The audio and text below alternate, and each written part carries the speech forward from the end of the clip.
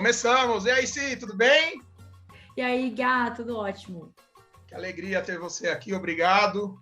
Para você, espectadora, para você, espectador, anote esse nome, se prepare para os próximos minutos da risada, chorar, que é permitido.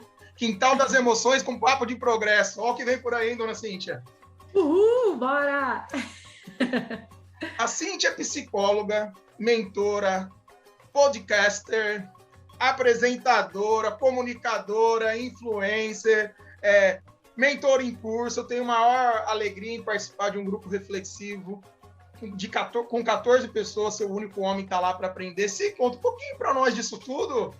Conto. Aquecendo os motores. Bom, sou psicóloga, trabalho com gestão emocional já tem muito tempo. E nesse caminho da gestão emocional, eu também me encontrei com a comunicação não violenta. E são dois temas que se misturam aí no meu trabalho. Já tem muito tempo que eu direciono clubes de livro, porque eu sempre fui uma pessoa que lê muito, eu adoro, eu estudo, eu sou toda, né?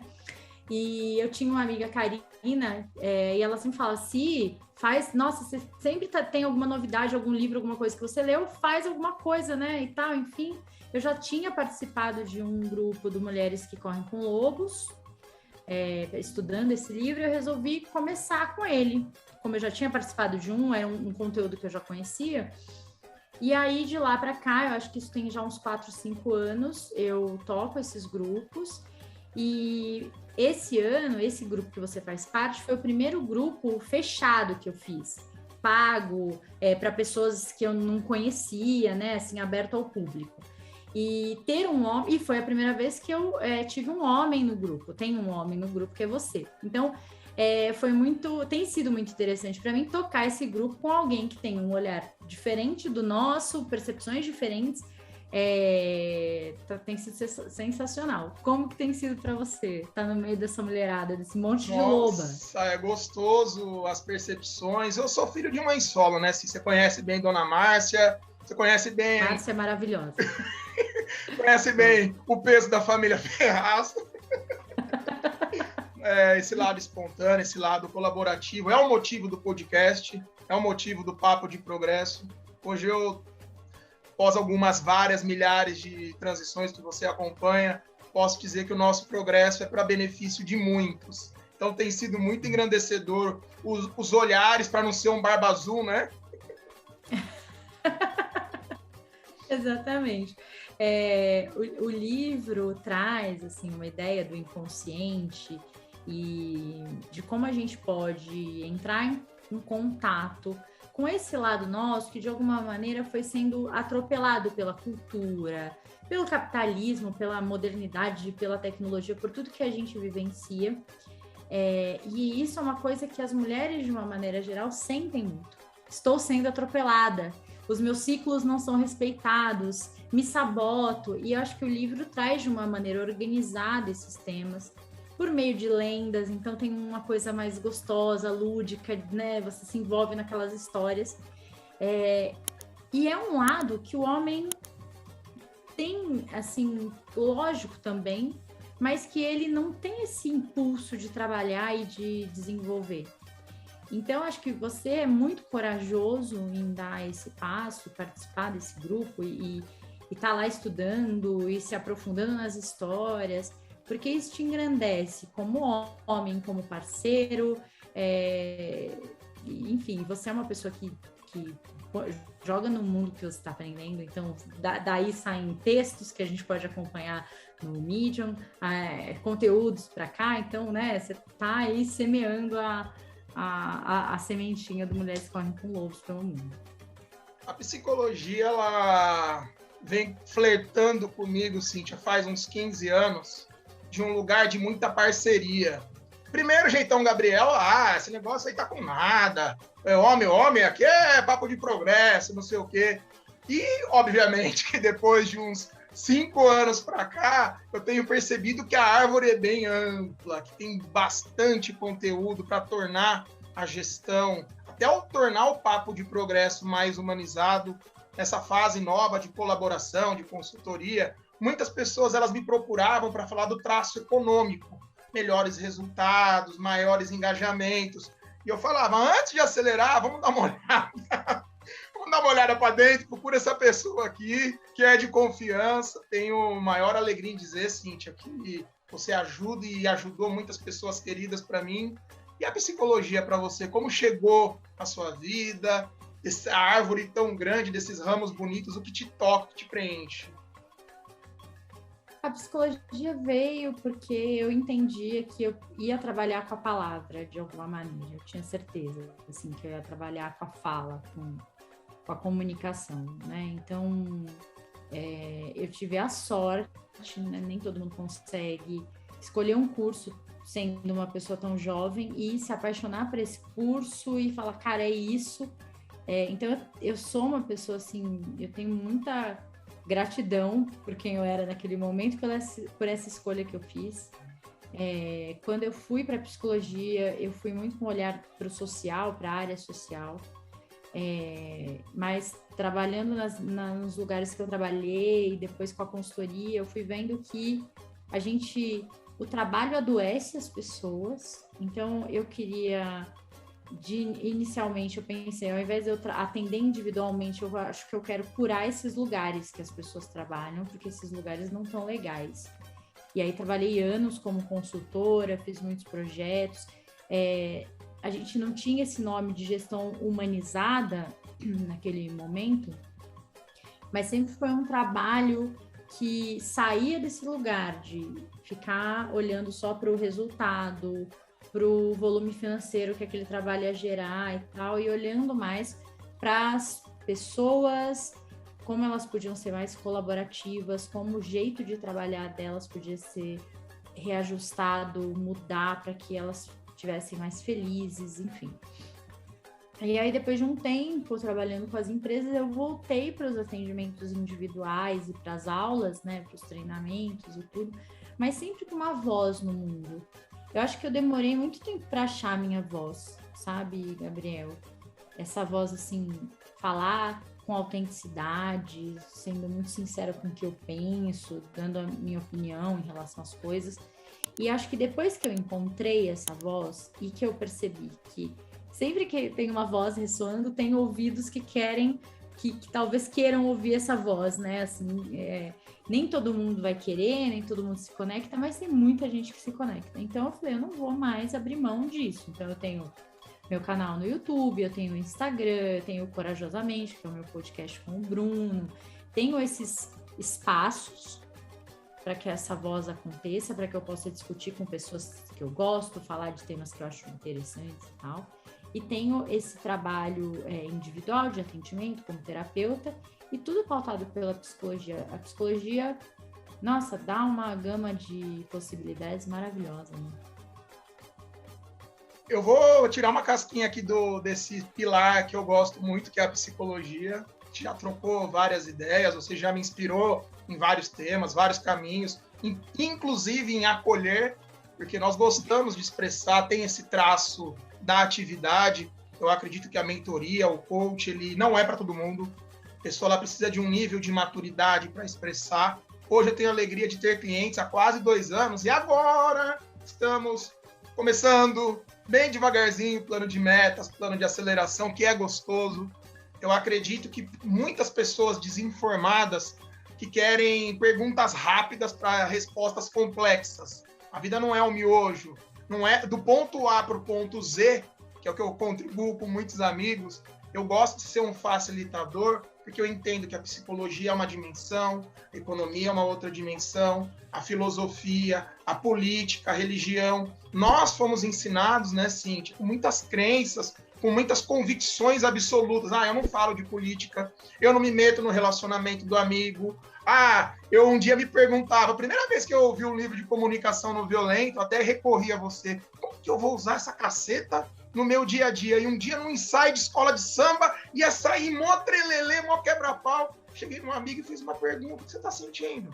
Que necessidade sua não foi atendida, expressada? Ele olhou para mim e falou, Gabriel, não, está legal? Não, estou te perguntando. E graças a Deus, funciona isso, né? Cíntia, para você, quais são as linhas, quais são os olhares da psicologia que preenche seu coração, que você gosta muito? Minha formação toda foi focada na psicologia existencial. Só que, depois de formada, atuando com empresa, eu fui muito para cognitivo comportamental, né, para TCC. Porque ela tem, às vezes, questões mais práticas e tal. Então, eu traí a psicologia existencial. Mas como eu sou uma mulher de amores livres, né? Então, né, eu falei, vamos aí, vamos misturando. E aí eu flertei muito. E quando eu voltei a atender, por conta de outros trabalhos que eu já vinha fazendo, a psicanálise ficou muito forte. Então, eu estudei muitas coisas de psicanálise, né? Esse ano a gente fez um clube do livro, estudamos a Psicologia das Massas do Freud. Então, assim, me reencontrei com outros, com conceitos do Freud que eu já não tinha mais contato. Então, eu passei pelas 3 linhas, assim. Eu acho que eu gosto das 3, mas a psicologia existencial, de alguma maneira... E o Yalom é muito existencial, né? A gente estava falando do Yalom antes de começar a gravar, que é um psiquiatra que faz psicoterapia também, né? Com os pacientes dele, faz terapia em grupo, maravilhoso. Eu acho que eu reflito mais, eu fico mais mexida com os temas. É aquele texto que eu leio e aí eu fico dias com aquilo, sabe, vibrando e ressoando dentro de mim e tal. Então, meu coração real, assim, sempre eu acho que vai ser da existencial. Gosto das outras, caminho, conheço, estudo também, mas a existencial é sempre a melhor, assim, gosto muito. Esses dias eu estava numa reunião com um psiquiatra, um amigo, Mauro, mandar um abração para ele. Estávamos trocando muitas ideias, muitos livros, muitos estudos. E ele comentou que a psiquiatria ela ajuda a compreender as barreiras intransponíveis que alguns seres humanos têm. Algumas pessoas elas têm limitações. Acredito que todos nós, como seres humanos, temos limitações. Por muito tempo, Cíntia, eu vi um movimento do poder da autorresponsabilidade, mude seu mindset, 5 em 7, vamos transformar o mundo em uma semana. E eu acredito que coisas boas levam tempo. Como que você olha para a psiquiatria? Como que você olha para esse movimento de saúde mental que tem se polarizado, só que na prática, penso eu, que é um pouco diferente?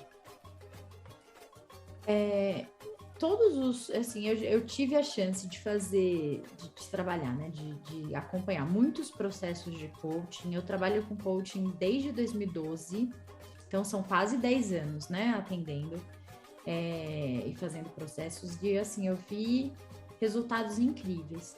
Só que o que a gente precisa lembrar é que o coaching, ele é uma ferramenta para pessoas que estão funcionais, que não estão em depressão, que não estão passando por processos de ansiedade patológicos. E eu acho que, como tem muita gente mal formada nas escolas de coaching e tal, as pessoas misturam um pouco essas ideias, esses conceitos, e aí acabam tentando usar a ferramenta errada, né? Que é o coaching com pessoas assim. Quando você está num processo e você se entende ansioso, se percebe ansioso, com crise de ansiedade, que é, né, uma patologia assim, muito frequente, comum desse momento, não vai ser em uma semana ou em 5 sessões que você vai ficar zerado, siga em frente. Então, não é assim. A gente tem que entender os limites que o coaching tem e os limites que a psicologia tem. Essas mudanças mais profundas de base, de crenças basais que a gente tem, sabe? Que vem lá, né? Sei lá, essa semana um cliente meu estava falando, eu fui criado no medo. Os meus pais passaram muitas dificuldades e eles me criaram com medo de tudo, de que as coisas podem dar errado, que eu posso perder tudo, que eu tenho que segurar as coisas. Esse é o tipo de coisa que você não consegue mudar em 2 sessões. A pessoa ter consciência não quer dizer que você vai mudar, que você vai conseguir agir de uma maneira diferente. Ter consciência é o primeiro passo. Às vezes, no coaching, a pessoa consegue ter consciência, né? Se o coach é habilidoso, ele, pega alguma coisa ali, fala, a pessoa, nossa, tá... Mas para ela realmente levar para a vida e sustentar essa mudança, ela vai precisar de um processo terapêutico para acompanhá-la. Eu tenho um cliente, um paciente, que está comigo desde, acho que vai fazer um ano agora, mais ou menos. E ele me procurou no momento, assim, muito...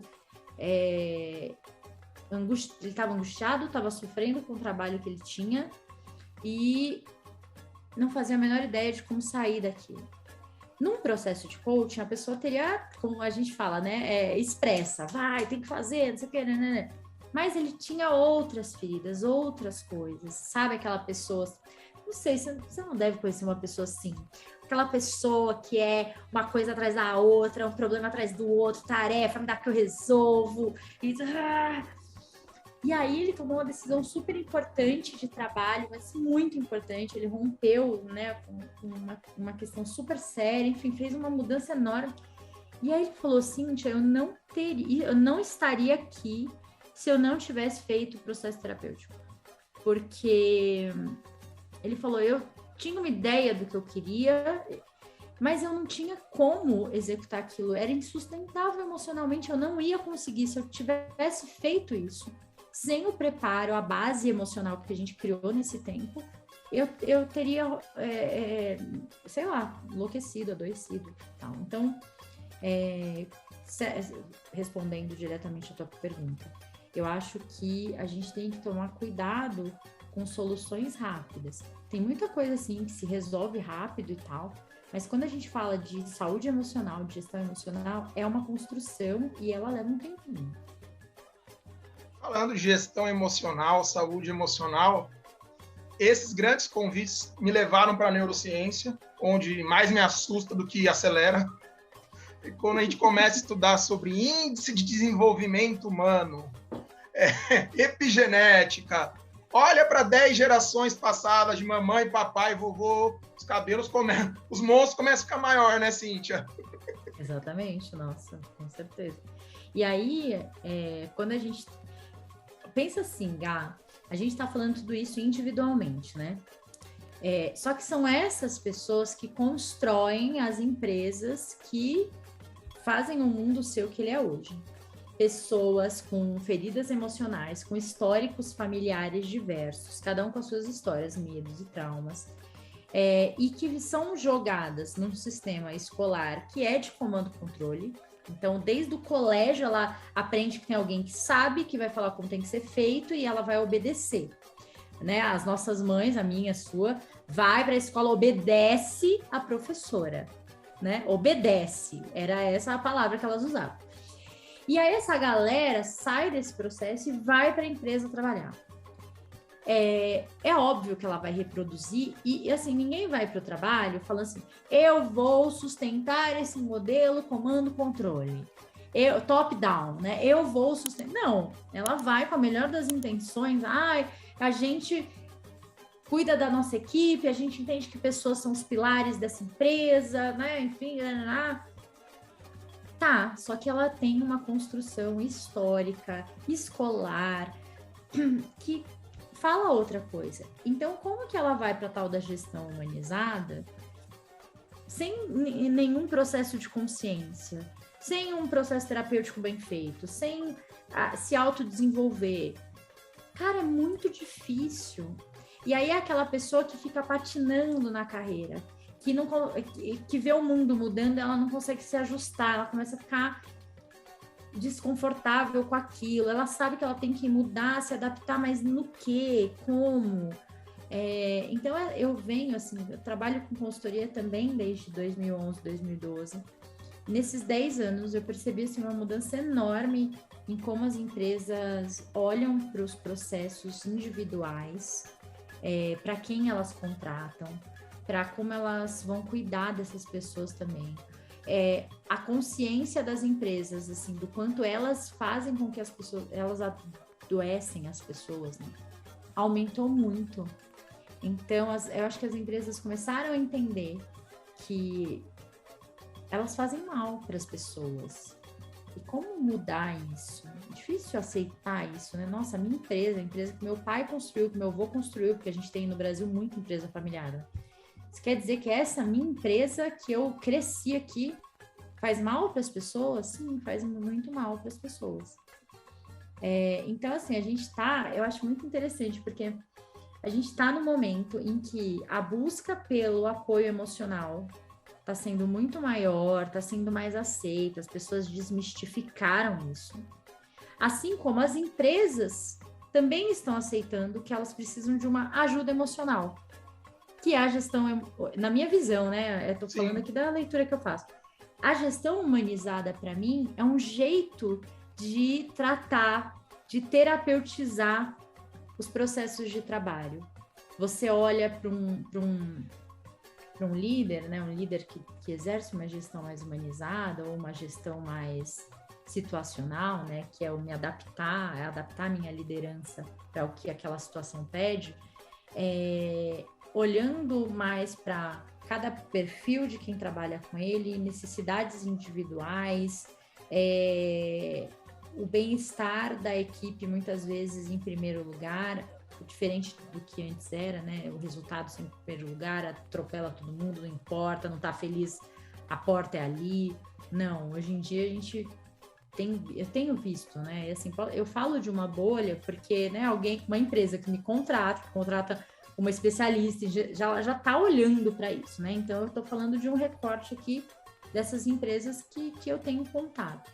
E eu gosto de ver isso acontecendo nas empresas, fico feliz.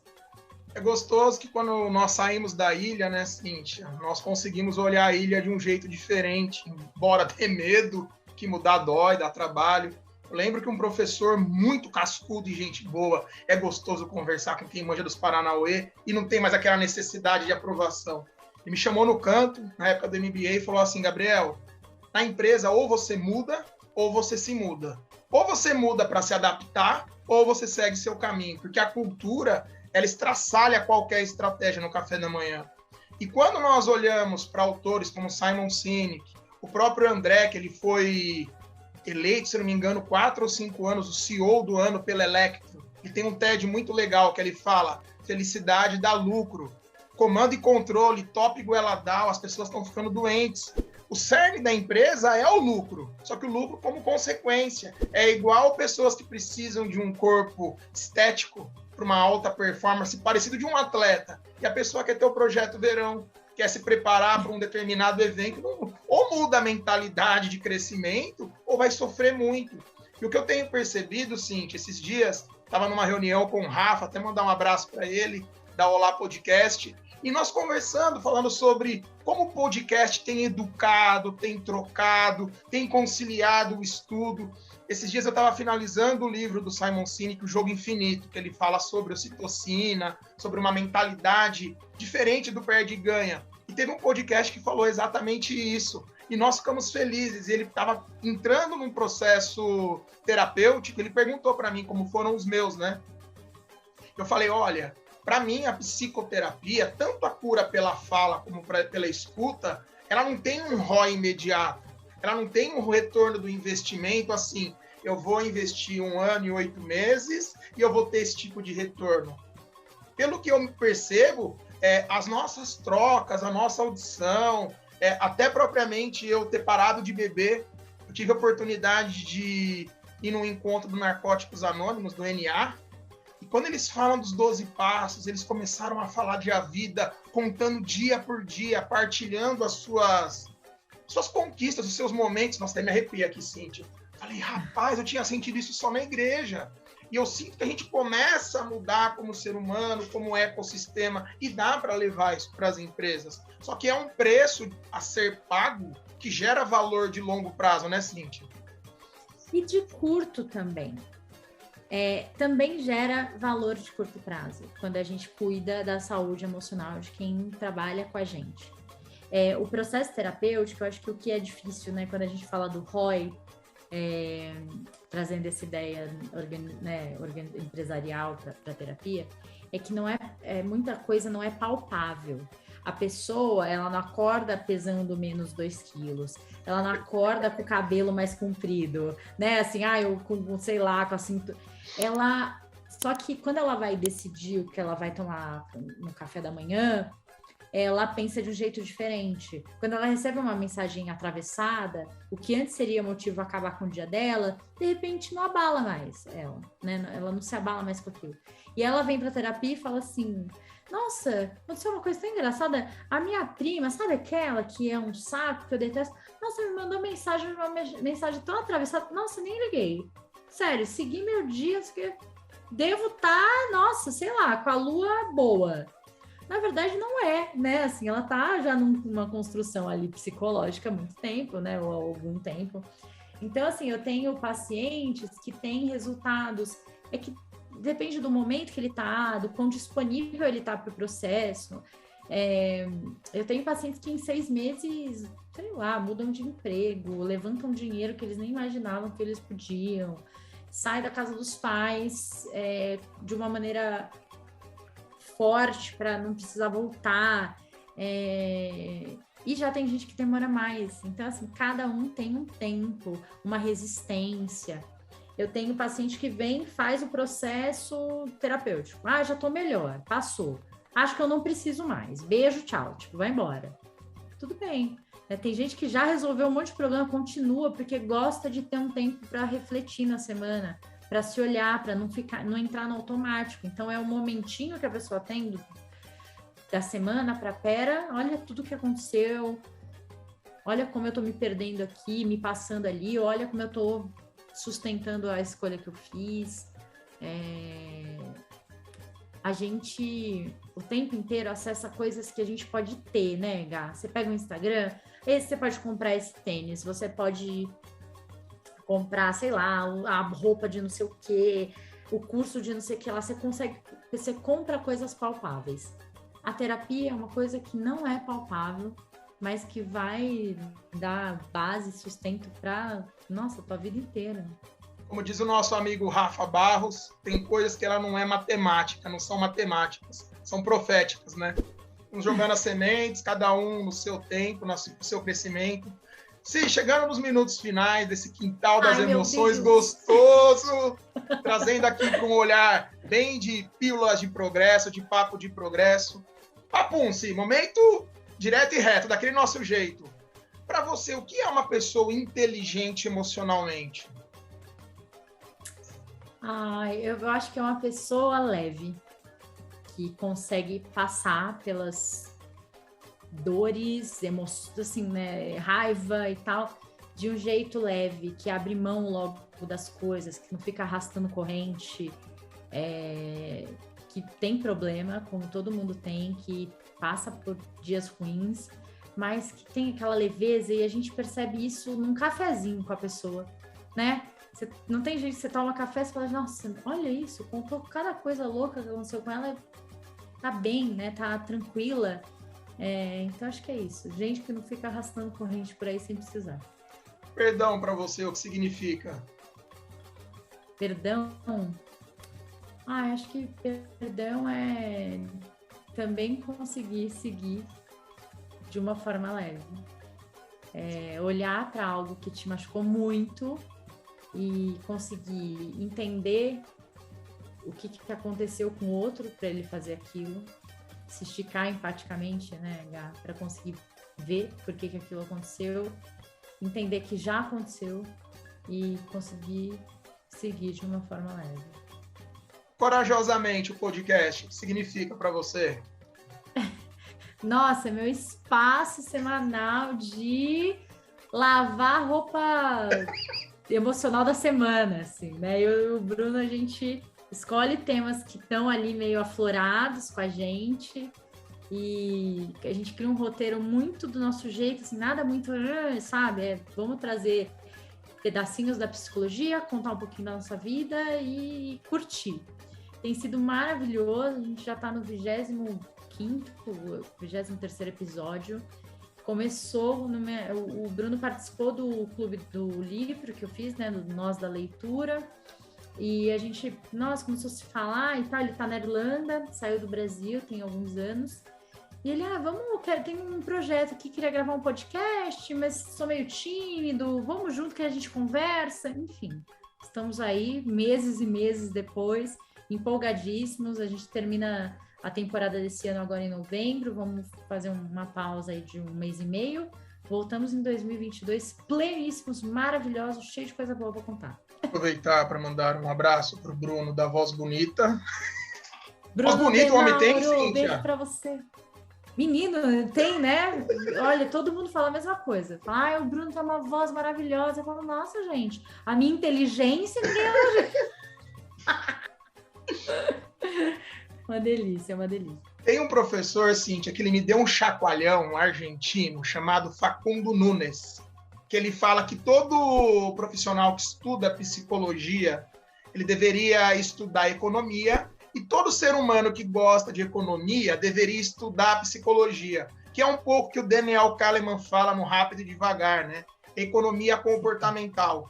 E trocando algumas figurinhas com o senhor Rafa e pedindo a permissão para Deus, eu acredito-se que o caminho para o mestrado terá 5 dimensões: economia, filosofia, psicologia, política e religião.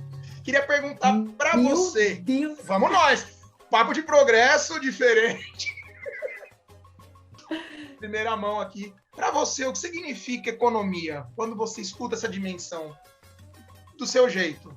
Para mim, economia tem muito a ver com comportamento. E com, além de comportamento, com impacto, resposta a emoções, na verdade. Né? Assim, quando a gente olha para as oscilações econômicas, é muito uma reação emocional a algo que está acontecendo. Ah, presidente tal caiu. Isso gera uma emoção no mercado e então por isso que a economia ela não é exatas, ela está em humanas, ela é uma disciplina de humanas, porque na Nigéria, quando o presidente caiu, o mercado agiu da maneira A, no Peru da maneira B, porque são culturas completamente diferentes. Então a economia ela vai olhar muito para esses contextos, não só para os números, para os índices, né? E por isso que é tão complexo e tão bacana a economia. Essa é a minha visão. Filosofia para você? Ai, nossa, filosofia aí sim.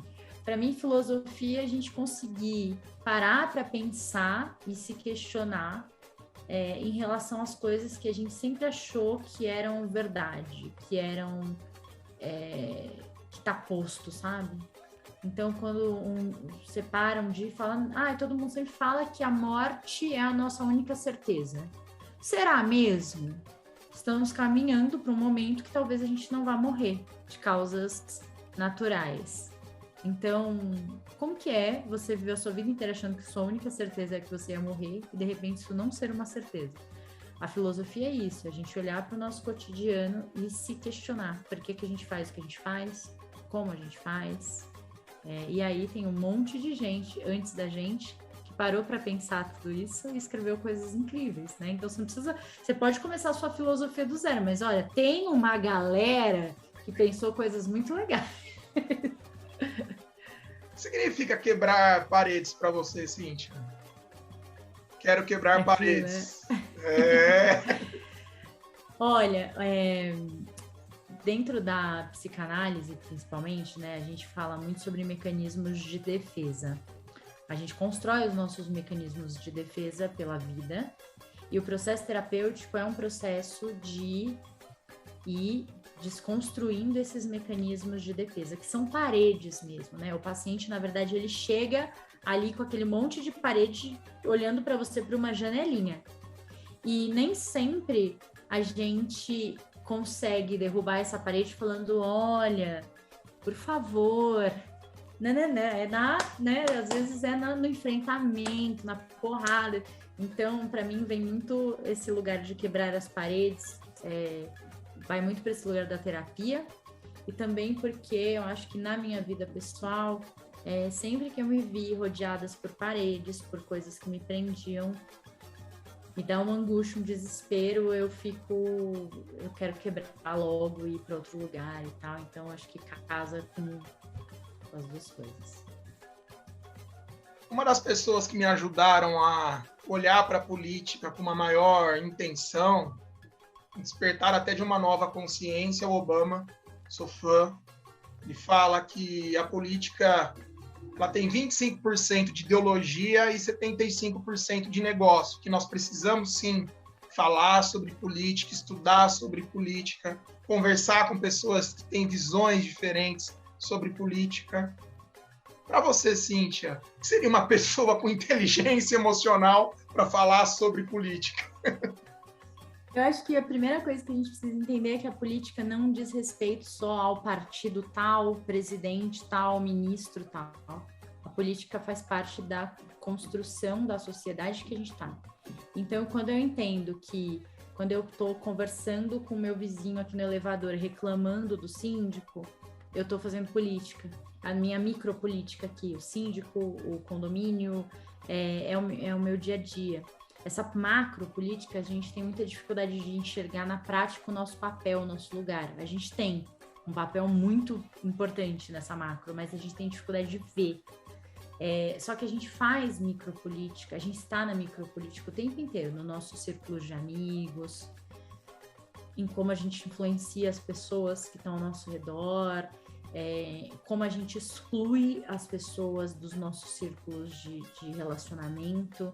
Então, eu fico triste de hoje, por conta dessa polarização, as pessoas estarem meio avessas e, né, assim, com um certo ranço e tal da política, porque a gente só consegue fazer mudanças sociais reais com consciência política.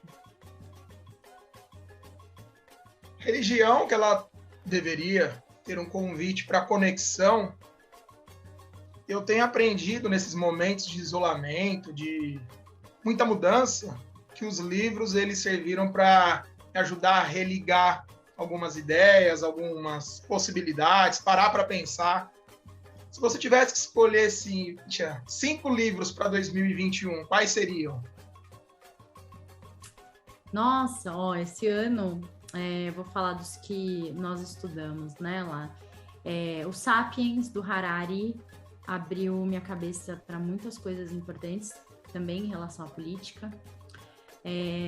O Spinoza, né, a gente estudou o Enigma de Spinoza, e ele vai falar um pouco da teoria do Spinoza, mas também conta um pouco da história dele e de como é pesado emocionalmente você levar sozinho, carregar sozinho a sua missão. E como tem um custo, sabe? Social, emocional, isso. Então, achei muito importante. Deixa eu ver um outro livro para esse ano. Já citei 2, né? O terceiro, claro, Mulheres que Correm com Lobos, sempre vai estar na minha lista de livros, assim. Eu li um romance que eu gostei muito, que mexeu muito comigo, que chama A Vida Secreta de Eurídice Guzmão, e fala muito sobre o lugar da mulher na sociedade, sobre desejos, e conquistar e estruturar coisas. Não é desse ano, mas sempre vale a pena reler o Comunicação Não Violenta. Acho sensacional, assim, acho que ele traz, nossa, muita coisa maravilhosa. E eu tô terminando de ler um agora, que eu tenho gostado muito, que é sobre ansiedade. Como que ele chama? Eu acho que chama... Deixa eu pegar ele aqui, mas é de um jornalista que é ansioso, tem, na verdade, uma série de transtornos relacionados à ansiedade, agorafobia, enfim. E ele resolveu, então, pesquisar e estudar sobre ansiedade, falando, além da pesquisa, falando das histórias reais dele e tal. E é muito interessante, assim, para mim, que sou psicóloga, e para quem também aí, que não é psicólogo, mas está aí passeando por esses processos ansiosos, eu acho que vale muito a leitura. Deixa eu pegar o nome aqui no Kindle. Cada caso é um caso. Mas, na sua opinião, o que tem deixado as pessoas cada vez mais ansiosas, Cíntia? Olha, Meu Tempo de Ansiedade é o nome do livro. Meu Tempo de Ansiedade. Qual é o autor? Por favor. Uma ótima pedida. Meu Tempo de Ansiedade. Não consigo ver o nome dele aqui, mas a gente pode deixar depois na descrição. Deixa na descrição. Meus tempos de ansiedade. Eu acho que as pessoas ficam ansiosas porque elas estão cada vez mais temerosas pelo que pode acontecer, pela grande possibilidade de coisas que podem acontecer, e elas se perdem nessa angústia de tudo isso, né? Pode dar certo, pode dar errado, tem tanta coisa que pode acontecer. E cada vez menos nesse lugar do presente. Então, a gente cada vez mais caminha para um desespero, para uma pressa, para o próximo passo, a próxima meta. Isso faz muito mal para a gente. Então, sabe aquele lance da pessoa consegue, sei lá, ela vai, consegue a promoção no trabalho e ela não comemora, porque ela já está pensando na próxima promoção, no próximo desafio, se ela vai para uma outra empresa. E a gente não comemorar, a gente não tá nesse momento, sabe? Viver, nossa, olha que delícia essa reunião de equipe, que equipe sensacional, que bom que eu tenho essas pessoas. Não, ela já tá no próxima equipe, quem que eu vou desenvolver, como que vai ser e tal. Então, acho que isso cada vez mais adoece as pessoas. E é muito comum, né? A gente tá o tempo inteiro. Esse excesso de futuro, KPI, OKR, roadmap, planejamento estratégico. Falando sobre religião, que é esse quinto pilar, né? Que é o que nos conecta, um dos textos que eu li seu, que me marca, que eu liguei para minha mãe e falei, olha, bateu forte. Porque com essa mudança para São Paulo, 18 anos, e ainda mais agora, que eu me afastei de escola de samba, que eu me afastei de muitos amigos, que eu estou me fechando por uma intencionalidade maior. A vida é sobre escolhas. Dói. E quando eu leio aquele texto, amigo, um dia a gente combina, um dia a gente marca, aquilo me chacoalha, porque nós vimos o caso da Marília Mendonça, nós vimos o caso do Paulo Gustavo, nós vimos o caso do MC Kevin, um menino de 23 anos, cheio de sonho. Tenho muitos amigos que gostam, que são do funk, e sem critério de julgamento, de valor, é um menino de 23 anos que perdeu a vida. Cíntia, conta para nós um pouquinho sobre esse texto, um dia a gente marca. Sei que eu já te pedi isso em outros lugares, mas eu acredito que, graças a Deus, o podcast está chegando em lugares para pessoas que geram essa conexão. O propósito do Papo de Progresso é trazer pessoas que influenciam de forma real, e é muito gratificante ter você aqui. Esse texto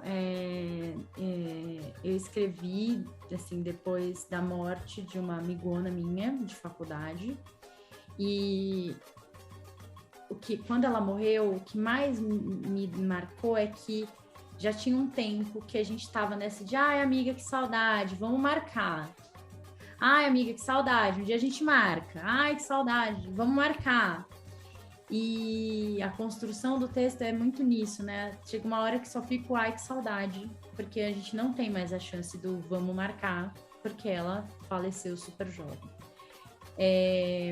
Eu não sou uma pessoa, eu não tenho uma religião, eu sou católica, eu sou isso, mas eu sou uma pessoa muito espiritualizada, eu tenho os meus processos e os meus rituais, né?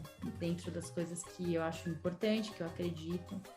E independente a gente não sabe se de fato a gente vai ter uma vida depois. Eu prefiro acreditar que não, porque eu não quero deixar nada para viver depois, na próxima encarnação ou depois que eu morrer. Eu quero viver aqui, porque eu tenho certeza que eu tô aqui. Se eu tiver alguma coisa depois, vai ser, nossa, uma surpresa maravilhosa, mas eu quero viver com o que eu tenho aqui. E essa lição que eu tive com a Adriana, né, com essa minha amiga, é que, não sei, a gente fica nessa falsa ideia de que vai ter o amanhã. É confortável viver assim, né? Que, não, quando der eu marco com o Gabriel, quando der eu faço tal coisa. Não, agora eu tô corrida, mas o curso deixa pro ano que vem e tal. A gente não tem isso. Então, se você tem possibilidade de hoje, com as coisas que você tem em mãos, e faça as coisas que você tem certeza que vão te dar prazer, que você quer muito. Tem gente que está neste exato momento no computador fazendo o cadastro para, sei lá, um curso de 5 anos na faculdade que ela detesta, quando na verdade queria estar fazendo aula de piano, cantando, ou na escola de samba fazendo figurinos lindos, incríveis. A gente não vai ter outra chance. Não vai. Eu tive um aluno de 60 anos, tinha acabado de se aposentar na faculdade, estava fazendo pós. E ele falou, agora que eu tô fazendo minha pós em pessoas, porque eu amo pessoas, eu gosto, agora sim eu vou conseguir viver. Depois que eu me aposentar, ele era gerente de banco. Tipo, agora que eu vou viver, eu não quero viver de verdade aos 60 anos, eu quero viver todos os dias de verdade. Então, eu acho que religião também tem a ver com a gente honrar esse corpo que a gente tem e honrar neste momento, no presente. Alimentando ele com todas as coisas que nos fazem bem. Desde a comida, da atividade física, de amor, de afeto, de pessoas que eu gosto, no agora. Cíntia Cruz é muito oração. Papo de progresso. Agradeço a você, espectadora, espectador, que vem com a gente, que troca, que compartilha. Cíntia, muito obrigado. 2021 indo, 2022 chegando. Vamos. A bola tá contigo. Gente, obrigada pelo espaço. Fico sempre feliz da gente ter esse tempinho para conversar. Espero que vocês tenham curtido. Se quiserem falar comigo, dar um feedback do que acharam da nossa conversa, @Quintal da Cíntia, ou dar um pulinho lá no meu quintal no YouTube, Quintal das Emoções. O Corajosamente, que é o meu podcast, está no Spotify, em todas as plataformas de áudio, então Amazon, enfim, todos os lugares. E tem o Instagram do Corajosamente Podcast também, para quem quiser dar uma olhadinha. É isso. Até mais, valeu!